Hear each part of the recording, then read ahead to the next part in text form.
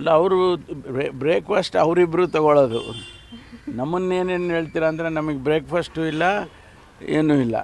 ಅವರು ನಮ್ಮನ್ನೇನು ಕರೆದಿಲ್ಲ. ಹೈಕಮಾಂಡ್ ಸೂಚನೆ ಮೇರೆಗೆ ಮಾಡ್ತಾ ಇರೋವಂಥದ್ದು.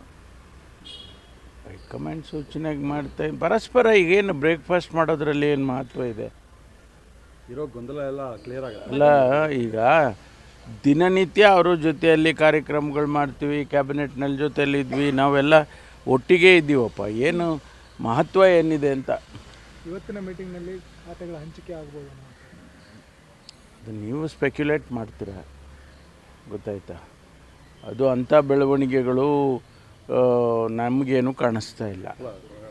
ಅದೇನಾದ್ರು ಇದ್ರೆ ಗೊಂದಲ ಬಗೆಹರಿಸ್ಕೊಂಡು ಬನ್ನಿ ಅನ್ನುವಂತಹ ಸೂಚನೆಯನ್ನ ಹೈಕಮಾಂಡ್ ಇರ್ಬೋದು. ಯಾಕೆಂದರೆ ಗೊಂದಲ ಇರಬಾರ್ದು ಅಂತ ಎಲ್ಲರಿಗೂ ಇಚ್ಛೆ ಇದೆ. ಹೈಕಮಾಂಡ್ಗೂ ಕೂಡ ಇದನ್ನು ಬಗೆಹರಿಸ್ಬೇಕು, ಈ ರೀತಿ ಯಾವುದು ಕೂಡ ಗೊಂದಲ ಆಗಬಾರ್ದು ಅಂತೇಳಿ ಅವ್ರಿಗೂ ಇರ್ತಕ್ಕಂಥದ್ದು. ಹಾಗಾಗಿ ಹೇಳಿರ್ತಾರೆ. ಈಗ ಇಬ್ಬರು ನಾಯಕರುಗಳು ಭೇಟಿ ಮಾಡಿ ಏನಾದರೂ ಮಧ್ಯದಲ್ಲಿ ಏನಾದರೂ ವ್ಯತ್ಯಾಸಗಳು ಇದ್ದರೆ, ನಮ್ಗೆ ಗೊತ್ತಿಲ್ಲ ಅದಿರೋ ಇದೆಯೋ ಇಲ್ವೋ ಗೊತ್ತಿಲ್ಲ, ಬಟ್ ಇದ್ದರೆ ಅದನ್ನು ಬಗೆಹರಿಸ್ಕೊಳ್ತಾರೆ. ಸರ್, ಈ ಒಂದು ಬ್ರೇಕ್ಫಾಸ್ಟ್ ಮೀಟಿಂಗ್ ನಂತರ ನೀವೇನಾದರೂ ಸಭೆ ಸೇರೋ ಸಾಧ್ಯತೆಗಳಿದೆಯಾ ಅಂತ? ನಾವು ಸೇರ್ತಾನೆ ಇರ್ತೀವಲ್ಲ, ಇವತ್ತು ನಾವು ಊಟಕ್ಕೆ ಸೇರ್ತೀವಿ, ನಾವು ತಿಂಡಿಗೆ ಸೇರ್ತೀವಿ.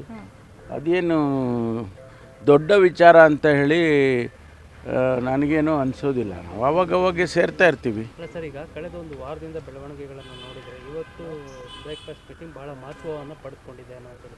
ಯಾಕಂದರೆ ಇಷ್ಟು ದಿನ ಗೊಂದಲಗಳಿಗೆ ಇವತ್ತು ತೆರೆ ಬೀಳುತ್ತೆ ಬ್ರೇಕ್ಫಾಸ್ಟ್ ಮೀಟಿಂಗ್. ಭಾಳ ಒಳ್ಳೆಯದು, ಒಳ್ಳೆಯ ಬೆಳವಣಿಗೆ.